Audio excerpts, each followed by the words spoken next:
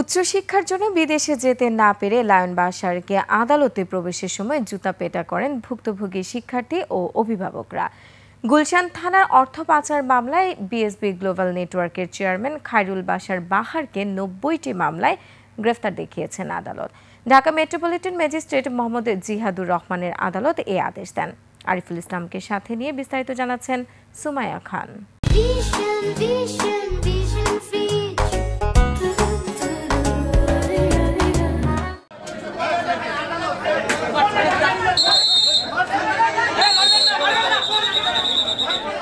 আদালতে ঢোকার সময় লায়ন বাশারের উপর চড়াও হয় শিক্ষার্থীরা। রীতিমতো জুতা দিয়ে পেটানো হয় তাকে।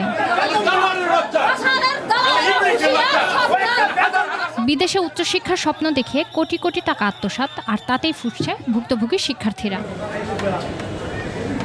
মঙ্গলবার সকালে গুলশান থানার অর্থ পাচার মামলায় বিএসবি গ্লোবাল নেটওয়ার্কের চেয়ারম্যান খায়রুল বাশার বাহারকে আদালতে হাজির করে সিআইডি।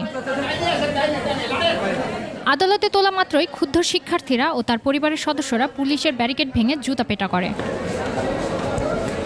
সিআইডির তদন্ত কর্মকর্তা গ্রেপ্তারের আবেদন করে। একে পরিকল্পিত আন্তর্জাতিক প্রতারণা বলছে রাষ্ট্রপক্ষ।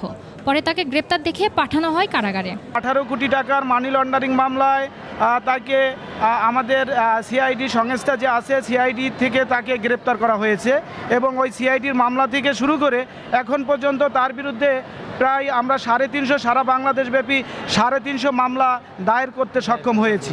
বিএসবি বাশারের স্ত্রী সহ বিএসবির এই প্রতিষ্ঠানের কাউন্সিলরদের বিরুদ্ধে শত শত গ্রেপ্তারি পরোয়ানা জারি আছে, কিন্তু আইন শৃঙ্খলা বাহিনীর কিছু কিছু দপ্তর, যেটা পুলিশ বাহিনী বিশেষ করে, একমাত্র বাশার ছাড়া আর কোনো আসামিকেই তারা অদ্যাবধি পর্যন্ত গ্রেপ্তার করে নাই। এই আসামিকে বলছে আদালত যে এই প্রত্যেকটা ভিকটিমের টাকা এই আদালতের মাধ্যমে দেওয়া হবে। 141 জন শিক্ষার্থীর কাছ থেকে 18 কোটি 29 লাখ টাকার বেশি হাতিয়ে নিয়েছে বাশার ও তার পরিবার। সুমাইয়া খান, 21 টেলিভিশন, ঢাকা।